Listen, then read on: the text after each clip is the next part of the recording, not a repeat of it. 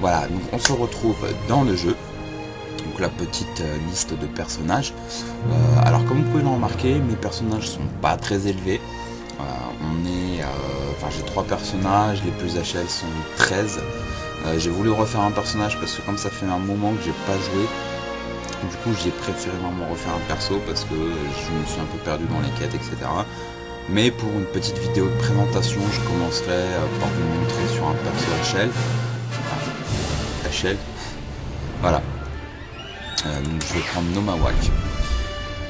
Quand on a joué et qu'on a quitté le jeu, qu'on revient sur la liste des personnages et qu'on retourne sur son perso, nous avons le petit prologue que vous voyez. C'est assez sympa, ça nous permet de suivre un peu l'avancement de la mission, on va dire, du rôle du personnage en fait. Donc c'est vrai que j'ai trouvé ça assez fun, ça permet d'avoir le suivi un peu de là où on en était.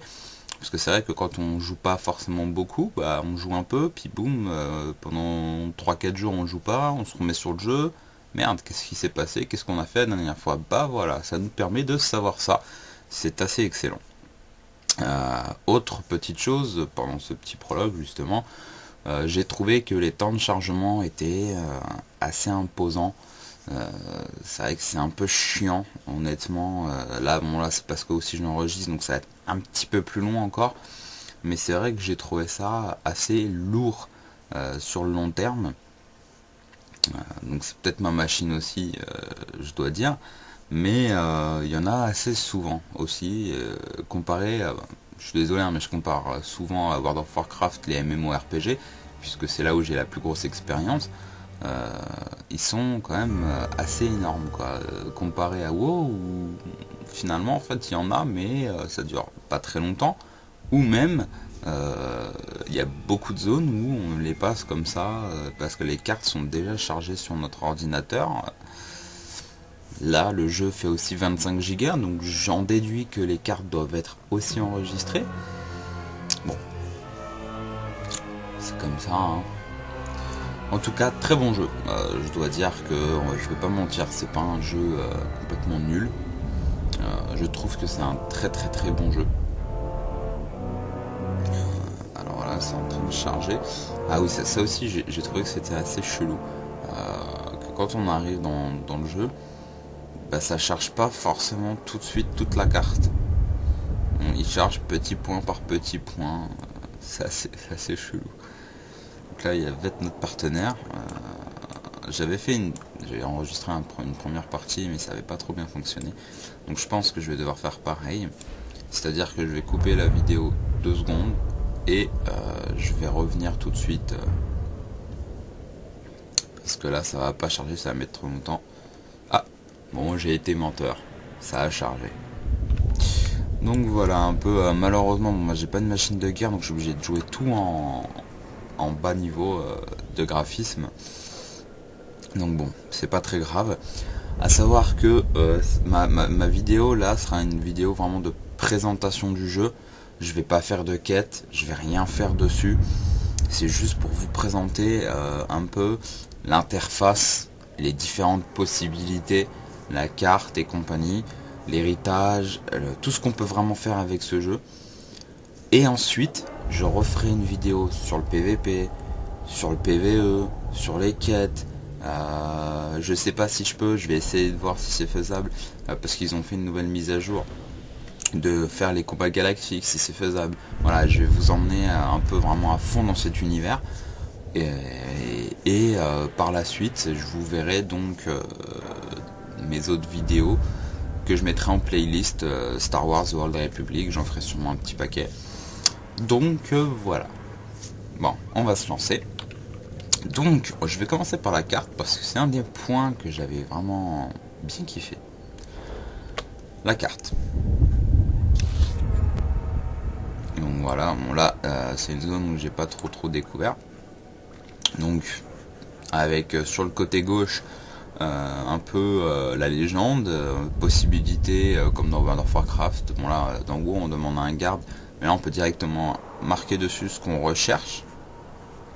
La carte directement dans une case, la carte de la planète en fait, où elle est un peu plus plus grande échelle là, donc on peut basculer entre les deux. Les suivis de mission qui apparaissent sur le côté. Alors, excusez-moi, j'ai un truc dans le nez qui donne envie d'éternuer, alors c'est assez compliqué. Excusez-moi. Voilà. Alors moi, ce que j'avais bien aimé, vous allez me dire, voilà, c'est la carte de base. Et non, justement, donc là, on peut se déplacer. Et quand on se déplace, elle se... comment dire, elle devient un peu plus transparente, ce qui nous permet de nous déplacer tranquillement. Et dès qu'on sait plus trop où on est, ah, excusez-moi, j'ai avancé un peu trop dans une zone de conflit. On va revenir un peu en bas.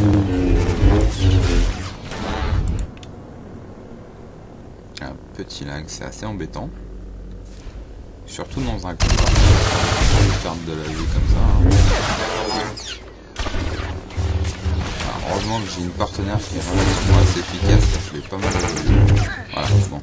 Oh, des objets intéressants. Ah non, c'est les émetteurs, c'est des objets de quête. Oui, donc je vais pas trop avancer, faire mon fou, je vais revenir dans la zone là.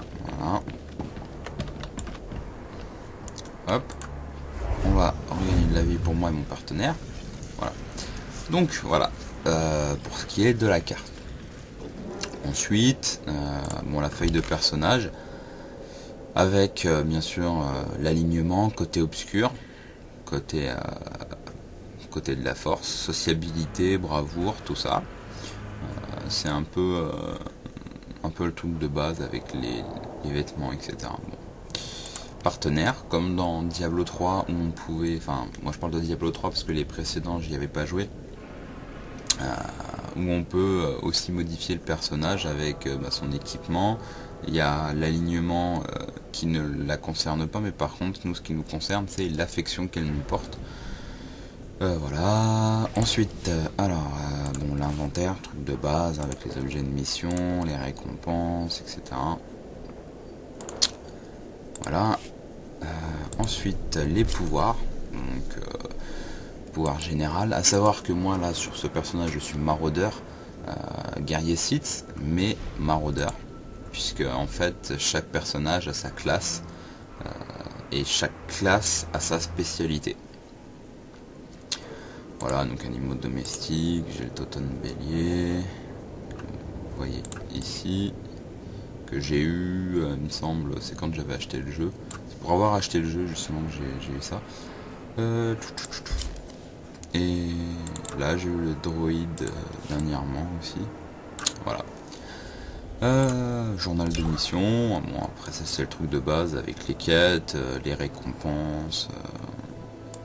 Le codex, ça c'est toutes les informations qu'on récolte au fur et à mesure. Il demande le tombeau machin avec la petite histoire qui est liée au tombeau. Voilà, donc j'ai trouvé ça assez fun aussi, ça nous apprend un peu plus vraiment sur l'univers et tout. Bon, voilà. Alors l'arbre de compétences, assez basique on va dire, à 3 branches. Chaque branche concerne bien sûr un type de classe et un type de jeu bien particulier. Bon là encore sur mon type de personnage, je ne peux jouer que DPS. Ça va une grosse influence. Mais ça va dire, on va dire, ça va jouer sur ma façon de le jouer. Alors moi c'était quelque chose que j'avais bien aimé, c'était l'héritage. Donc là ça va un peu galérer à quelques secondes. Ah non même pas, ouais, je suis vraiment menteur aujourd'hui. Moi je sais que généralement ça galère un peu. L'héritage on va dire c'est un peu le, comment dire, les hauts faits, si on veut, de ce jeu. Donc là j'ai rien débloqué honnêtement parce que comme je suis level 13 j'ai pas beaucoup joué. Voilà. Donc là voilà 4% sur Titon, 10% d'alignement, tout ça. Donc voilà. Au fur et à mesure qu'on évolue sur cet héritage, donc là vous voyez l'héritage de Falcon niveau 1, il me semble que quand on atteint le niveau 10 de cet héritage, on peut débloquer certaines races pour faire nos classes de personnages. Voilà, bon, ça c'est habilité, c'est le truc de base, hein, c'est les amis, la guilde. Donc là la guilde j'en ai pas, donc c'est ça que je vous le montre. Fenêtre d'équipage, c'est pour sélectionner en fait les partenaires que nous pouvons avoir avec leurs propres compétences. Donc voilà, j'ai un peu fait le tour pour ça. Alors le partenaire, on l'obtient au fur et à mesure dans le jeu en faisant des quêtes. Donc truc de base quoi. On peut aussi l'envoyer, on fait clic droit dessus. Vendre les objets de basse qualité. Hop. Voilà. À plus tard. On lui dit de partir. Donc elle sera plus avec nous pour combattre. Par contre c'est assez intéressant parce qu'elle prend à peu près 1 minute pour le faire. Donc c'est assez rapide. Donc quand on fait des petits mobs vite fait, c'est pas mal parce que ça nous permet de vider complètement. Bon là j'avais qu'un seul truc inutile. Mais ça nous permet vraiment de vider notre inventaire.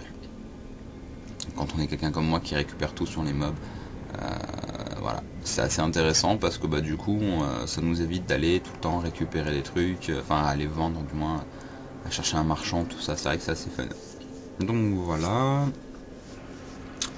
ça, mon carte de la planète, on s'en fout, file d'attente pour combat du monde, voilà, donc ça c'est le chasseur galactique, c'est ce que je vous montrerai sur une prochaine vidéo.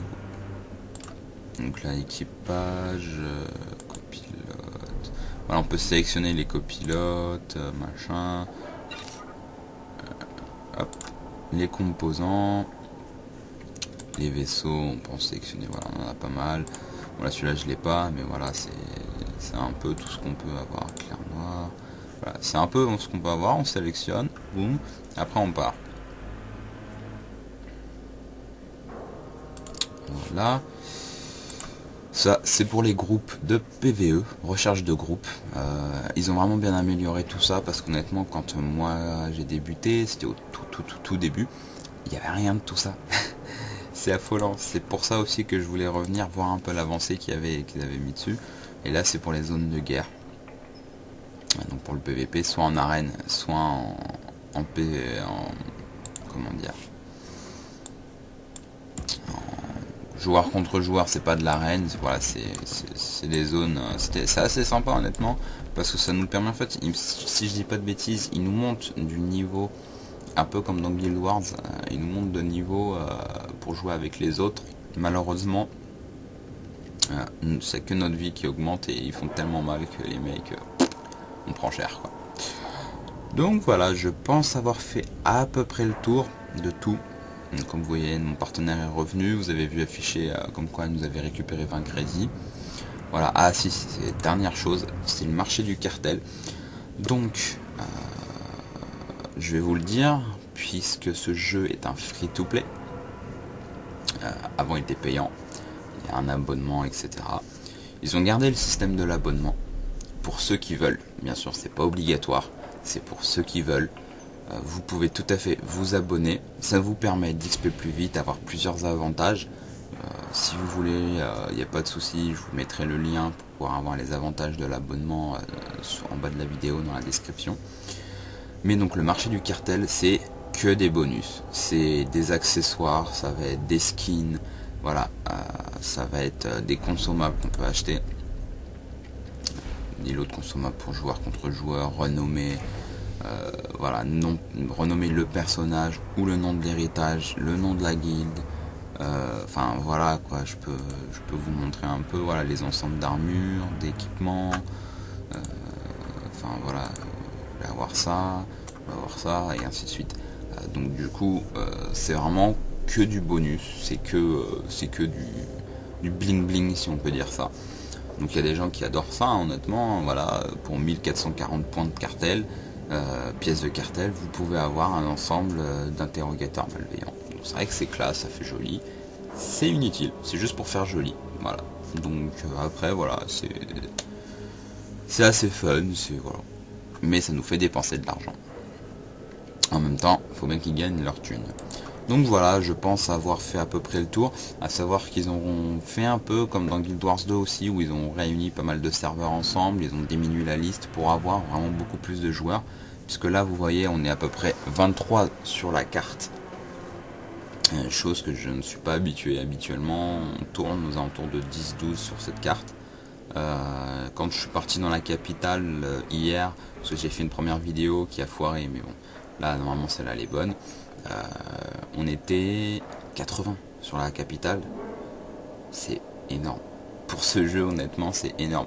Le problème de ce jeu, c'est justement ça, c'est qu'il n'y a pas assez de communauté. Donc je vous invite vraiment à essayer ce jeu. Si vous aimez, vous abonner, vous acheter, etc. Parce que moi je trouve que c'est vraiment un bon jeu et ça va être dommage parce qu'ils vont devoir fermer ce jeu si les gens ne suivent pas au niveau de la communauté. Donc voilà, c'était Falcon pour la première vidéo de présentation de Star Wars The Old Republic. Ciao tout le monde!